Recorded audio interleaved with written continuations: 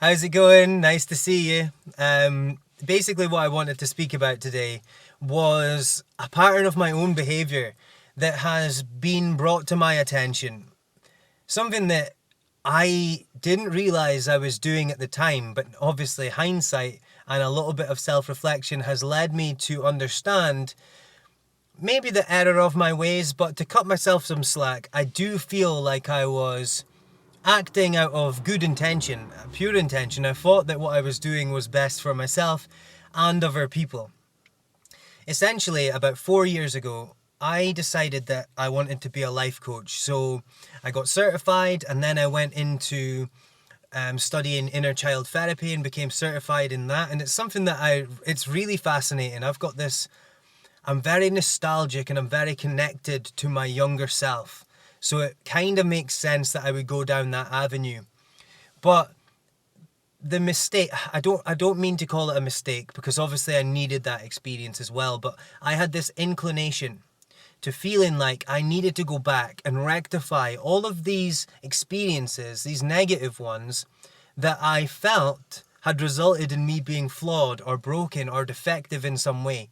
And I essentially I created this huge long shopping list. I must heal this, I must fix that, I must integrate this. And I was creating more and more distance between me and whatever it is that I was searching for, whether that was happiness, fulfillment, a sense of feeling worthy. I felt like I had this huge mountain to overcome before I could access any of it. And really, what inspired this train of thought was a podcast. I was listening to Russell Brand speaking, and he talks about this monk. And essentially, this monk had achieved what many of us would call enlightenment, or he was largely free of negativity, always laughing, smiling, and he was experiencing life from this state of serenity, which is something that was missing. It was absent in my life for a long, long time. I was in constant anxiety, constant stress, hypervigilance, so naturally that's something that I wanted, and I feel like many people want that. But anyway, this monk, he had to go out of the monastery, away from his brothers and sisters and spiritual teachers and mentors or whatever. So he gets on a tube to try and get to the center of the city. And amidst the hustle, the bustle, the crammed in train, all of these people, he felt the negativity start to come up and out of him. And he started to having all of these agitations and all of these like negative responses. He couldn't retain the sense of peace that he had cultivated through his years and years and years in that spiritual setting. And the reason that this just gave me such a light bulb moment was because I was trying to recreate that. I was trying to be the monk. I was trying to isolate myself from life in order to fix all of these things that I needed to fix. And then I would present myself to the outside world. And then I would be more like the person that I needed to be for myself and others. But the thing is, life itself is the greatest teacher. Sometimes our experiences and our relationships will reveal things to us that sitting in a room in silence just can't reveal. We can go back and try and excavate and rake through the past all we want. And then we can have a simple conversation and someone will just drop something on you and it will make you respond in a certain way. And I think that familiarizing ourselves with these emotions, with these responses and patterns, and then choosing to respond differently, that's the opportunity. Why is it that life is presenting me this person right now? What is it about this situation that is reflecting a part of me or a part of my past up in this moment? There's the opportunity. And I had been missing a lot of these opportunities by isolating myself, by feeling like I must change who I am and then I'll be ready to take on the world. Then I'll be able to step outside and be the person that I want to be. But I'm seeing things differently now. I'm seeing things from a different perspective. What I had overlooked was I was trying to control how my life should be, i.e., I know best. Let me take all of these experiences and sort them out and make life the way that I want it. And when we live in that way, it almost invites more resistance in. It almost invites a lot of conflict into our lives, because life seldom actually aligns with our preferences, with our attachments and the way that we want it to be. But what I'm coming to understand more and more is, can I be with my circumstances? Can I be with those people that bring out some sort of agitation within me?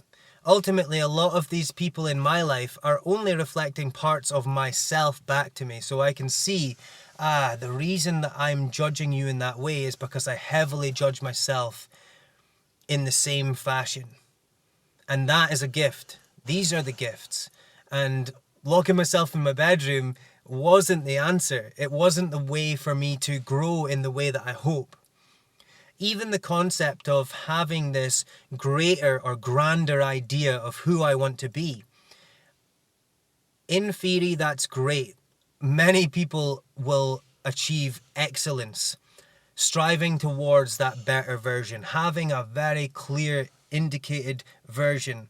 How does he act? How does she behave? How do they think? How do they respond under certain pressures and in certain environments?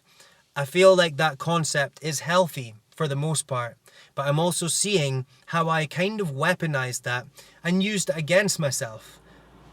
I started to diminish who I was because I couldn't show up in those ways. Rather than having compassion for myself, for where I am and what I am, and just where I'm at this moment, I was constantly comparing to what I'm not. I can't fulfill, I can't step into those shoes yet. I'm not showing up as that person, therefore I'm at a deficit, I'm failing, something I'm doing is wrong.